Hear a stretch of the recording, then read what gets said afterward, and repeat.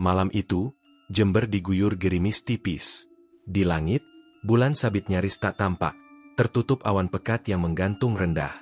Di stasiun kecil yang berdiri sunyi sejak zaman kolonial, hanya ada beberapa petugas yang berjaga. Lampu-lampu kuning redup menyala temaram, memberi cahaya seadanya pada lantai peron yang mulai berlumut.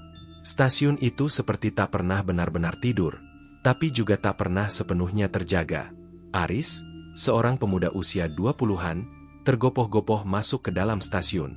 Ia baru saja pulang dari kampung halamannya di Banyuwangi dan mengejar kereta ke Surabaya untuk kembali bekerja.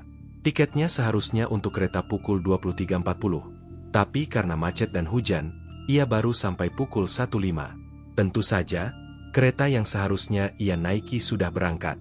Tapi ia bersikeras ingin tetap berangkat malam itu. "Mas, mohon maaf, kereta terakhir sudah berangkat. Yang berikutnya baru pagi," kata petugas loket, wajahnya letih dan tampak enggan berbicara lebih lama. Aris tidak menyerah.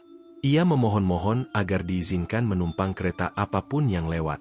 Ia bilang pekerjaannya penting, bahwa bosnya akan marah besar kalau ia telat. Petugas hanya menggeleng pelan.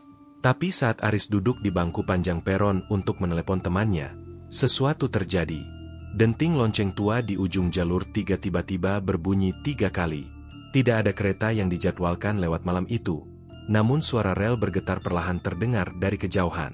Aris menoleh, begitu juga petugas yang tadi menolak. "Apa itu kereta malam tambahan?" gumam Aris. Kereta itu datang pelan. Lampunya sangat redup. Catnya kusam, dengan warna hijau tua yang nyaris hitam. Tidak ada pengumuman dari pengeras suara, tidak ada nama kereta di papan. Anehnya, tak ada satupun orang selain dirinya yang memperhatikan. Bahkan petugas tadi menghilang entah kemana. Seolah waktu berhenti. Pintu kereta terbuka sendiri. Aris melihat ke sekeliling. Tidak ada siapa-siapa. Mungkin ini rezekinya, pikirnya. Ia segera melompat masuk ke gerbong pertama yang terbuka. Di dalam, kereta itu gelap dan berdebu. Jendela-jendela dipenuhi noda hitam yang seolah berasal dari luar waktu. Lampu gantung tua bergoyang pelan di atas langit-langit, dan kursi-kursi rotan berderit lembut seolah menyambutnya. Tak ada penumpang lain. Ia duduk, mencoba menelepon seseorang, tapi sinyal hilang total. Bahkan ponselnya merestart sendiri. Lalu kereta mulai bergerak. Tanpa suara, tanpa getaran. Aris merasa ada yang tidak beres. Tapi terlambat. Gerbong tempat ia duduk mulai berubah. Dindingnya perlahan seperti membusuk, mengelupas, dan dari celahnya muncul seperti akar-akar hitam menjalar. Bau anyir menusuk hidungnya. Ia menoleh ke belakang, dan melihat sesuatu duduk di baris kursi paling belakang. Sosok perempuan berambut panjang menutupi wajah, mengenakan kebaya kusam penuh darah. Wajahnya tidak tampak, tapi ia bisa merasakan sorotan matanya menusuk. Wanita itu perlahan berdiri, dan mulai berjalan ke arahnya. Langkah demi langkah, tak pernah berhenti, meski gerbong terasa memanjang tanpa ujung. Aris bangkit, berlari ke gerbong lain. Tapi setiap gerbong yang ia masuki terasa semakin aneh. Satu gerbong dipenuhi anak-anak sekolah dasar yang duduk diam, menatap ke depan, dengan mata kosong, hingga ia sadar bahwa seragam mereka penuh tanah dan wajah mereka pucat seperti mayat.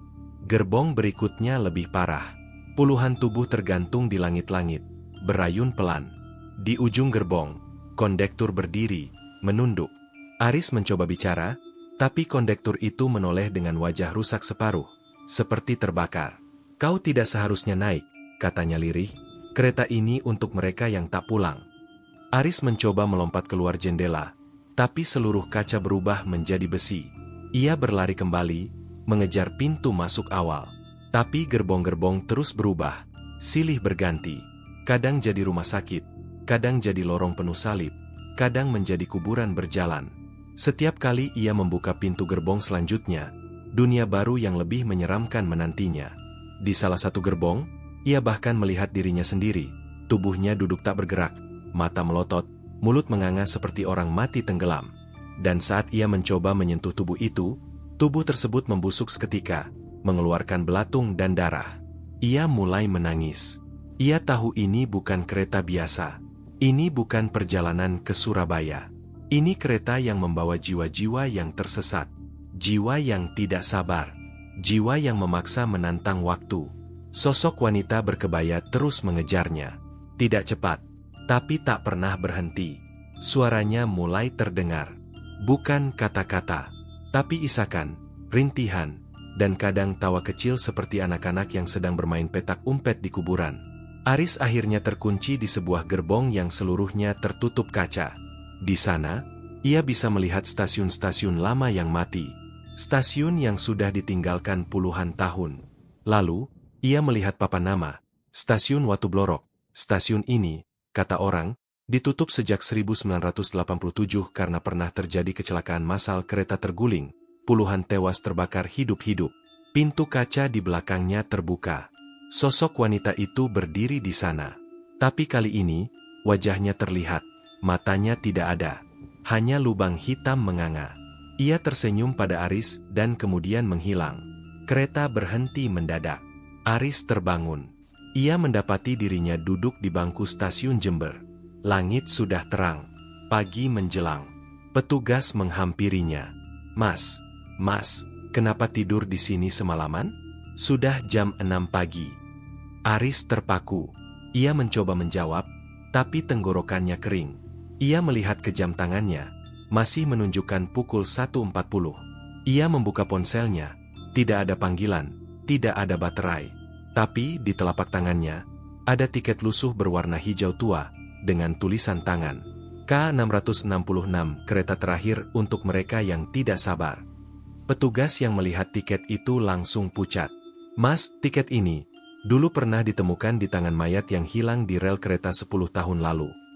Dan di kejauhan, Aris mendengar bunyi kereta lagi, tapi kali ini, ia tak berani menoleh. Cerita ini berdasarkan kisah nyata yang dipercaya oleh sebagian warga sekitar stasiun Jember dan stasiun-stasiun tua peninggalan kolonial. Konon, ada kereta gaib yang hanya muncul bagi mereka yang memaksa berangkat di luar waktu, dan jika kau menaikinya, belum tentu kau kembali sebagai manusia.